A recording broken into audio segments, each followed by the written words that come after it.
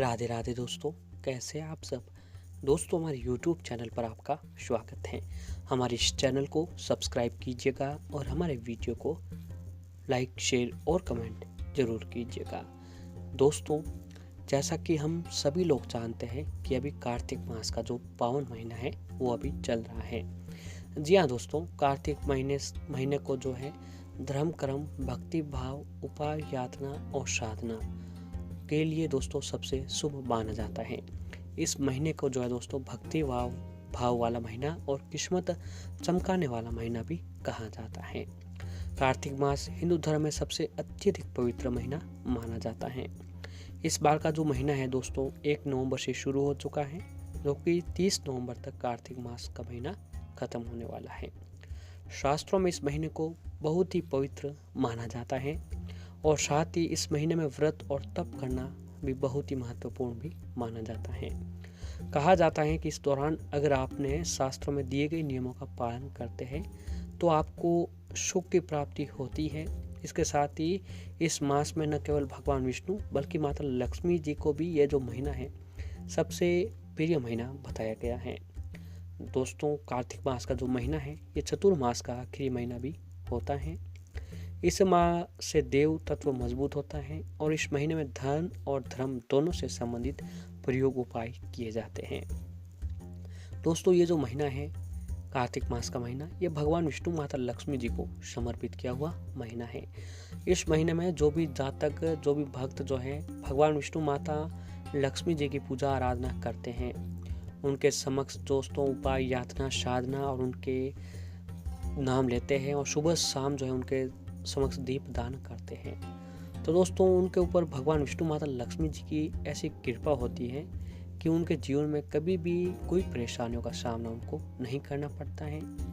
इस महीने में दीप दान और दान करने से अक्षय शुभ फल की प्राप्ति होती है।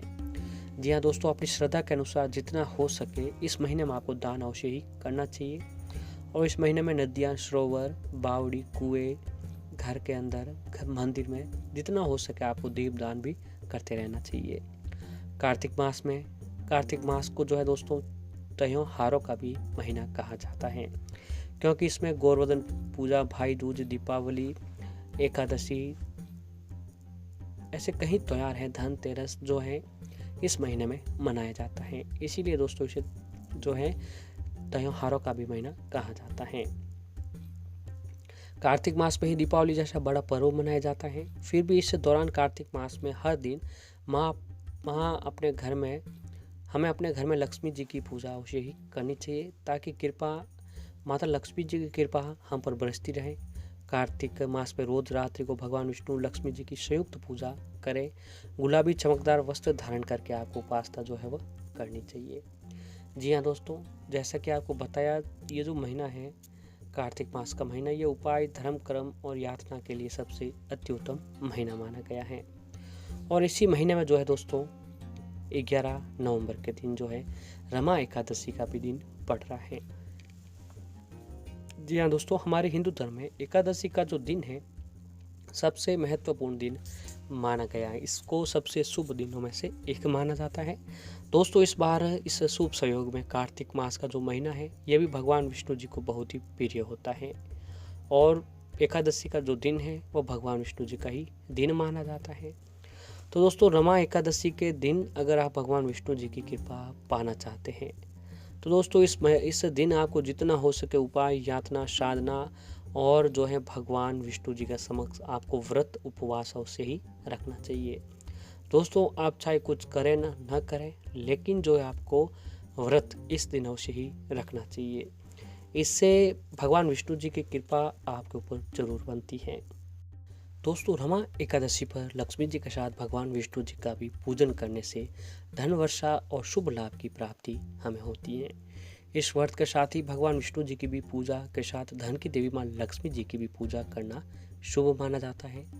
रमा एकादशी पर भगवान विष्णु जी के साथ लक्ष्मी पूजन करना इसलिए जरूरी होता है क्योंकि दोस्तों भगवान विष्णु की पत्नी माँ लक्ष्मी जी का नाम जो है एक नाम रमा नाम भी है। ये एकादशी उनके नाम पर ही मनाई जाती है।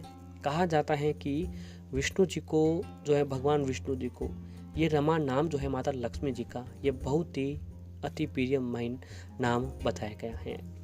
तो दोस्तों इस रमा एकादशी के इस नाम में अगर आप रमा एकादशी के दिन भगवान विष्णु माता लक्ष्मी जी को प्रसन्न करने के लिए आप हल्दी से जुड़ा हुआ एक ये छोटा सा उपाय कर लेते हैं, तो दोस्तों माता रानी भगवान विष्णु जी की कृपा आपके ऊपर ऐसी बनेगी कि आपके व्यक्ति के सारे पाप का नाश हो जाता है और भक्तों को माता रानी भगवान विष्णु जी की कृपा से सारी खुशियाँ प्राप्त होती हैं।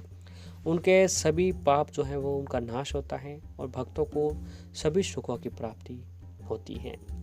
दोस्तों हल्दी जो भगवान विष्णु जी को सबसे प्रिय चीज़ मानी गई है। जी हाँ दोस्तों, तुलसी दल और हल्दी के बिना तो भगवान विष्णु जी का जो है भोग भी नहीं माना जाता है, क्योंकि दोस्तों हल्दी जो है भगवान विष्णु जी की सबसे प्रिय चीज़ मानी गई है। तो ऐसे में दोस्तों हल्दी का उपाय जो है अगर आप एकादशी के दिन करते हैं तो दोस्तों आपके ऊपर भगवान विष्णु जी की कृपा हमेशा के लिए बनी रहती है। तो आइए दोस्तों जानते हैं कि आपको जो है एकादशी के दिन हल्दी से कौन सा उपाय करना चाहिए।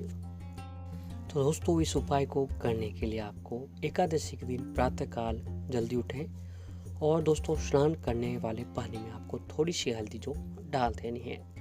जी हाँ दोस्तों, रमा एकादशी के दिन स्नान करने वाले पानी में थोड़ी सी हल्दी डाल दें। हल्दी भगवान विष्णु जी को बहुत ही प्रिय होती है।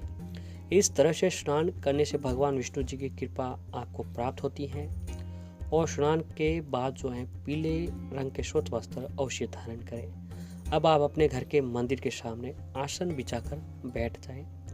अब दोस्तों आसन मंदिर के आगे बैठने से पहले आपको 2 जो है लोटे लेकर बैठना है। वो एक लोटे में दोस्तों शुद्ध पानी भर लीजिएगा और दूसरे लोटे में जो आपको थोड़ा सा गंगा जल भर लीजिएगा। अब दोनों ही पात्रों में दोस्तों आपको थोड़ी थोड़ी सी हल्दी भी डाल दीजिए। अब भगवान विष्णु जी के सामने जो है आप शुद्ध देसी घी का दीपक जलाएं और सुगंधित धूप बत्ती जलाएं। वैसे तो दोस्तों दीपक हमेशा चावल के नीचे रखा जाता है, लेकिन एकादशी के दिन चावल का इस्तेमाल नहीं करना चाहिए, इसीलिए इस दिन एक छोटा सा कपड़ा दीपक के नीचे आप बिछा कर रख सकते हैं। अब सुगंधित धूप बत्ती जला दीजिए। दीपक और धूप बत्ती जलाने के बाद थोड़ी सी हल्दी में जल मिलाएं। इसे भगवान विष्णु जी को हल्दी से तिलक करिएगा और माता लक्ष्मी जी को जो है हल्दी और कुमकुम से तिलक करिएगा। अब भगवान विष्णु जी को पीले रंग के फूल और मिठाई चढ़ाएं और भोग लगाने के बाद तुलसी दल अवश्य चढ़ाएं, क्योंकि दोस्तों तुलसी दल के जो बिना है भगवान विष्णु जी की पूजा अधूरी मानी जाती है और तुलसी दल के बिना भगवान विष्णु जी का भोग भी नहीं लगाया जाता है। अब भगवान विष्णु जी के महामंत्र ओम नमो भगवते वासुदेवाय नमः मंत्र का 108 बार जाप करें। अब भगवान विष्णु से और माता लक्ष्मी से अपने परिवार की समस्याओं से निराकरण की प्रार्थना करें। प्रार्थना के बाद जो है दोस्तों जो हल्दी मिला हुआ गंगा जल है उसे अपने ले जाकर घर के मुख्य द्वार पर छिड़क दें। इसके बाद उस हल्दी गंगा जल को अपने पूरे घर में छिड़क दें। ऐसा करने से माँ लक्ष्मी जी का निवास जो है आपके घर में स्थायी रूप से होता है और माता लक्ष्मी जी की और भगवान विष्णु जी की कृपा से आपकी हर काम में आपको सफलता मिलने लगती है। इसके बाद दोस्तों अपने घर के सभी सदस्यों को हल्दी से तिलक करें और जो दूसरा लोटा था पानी का उस लोटे में आप थोड़ी सी मिश्री या चीनी डालकर भगवान सूर्य देव को अर्घ्य दे दीजिएगा। दोस्तों ये काम अगर आप करोगे तो आपके ऊपर भगवान विष्णु माता लक्ष्मी जी की कृपा तो बनेगी ही, साथ में आपके घर की सारी नकारात्मकता थी वो ख़त्म होने लगेगी और घर में आपकी सकारात्मकता बनी रहती है। जी हाँ दोस्तों, ये जो काम है और ऐसे ही अगर आप एकादशी के दिन जो है गंगा जल लेकर अपने घर के मुख्य द्वार पर छिड़कते हैं तो इससे भी दोस्तों माता रानी जो है आपके घर की ओर जरूर आकर्षित होते हैं। और दोस्तों एक हल्दी जो है आपको हल्दी लेकर एकादशी के दिन अपने घर के पूरी बाउंड्री जो भी बाउंड्री बनाई रखी है आपने उस पर सारी वो हल्दी डाल देनी है।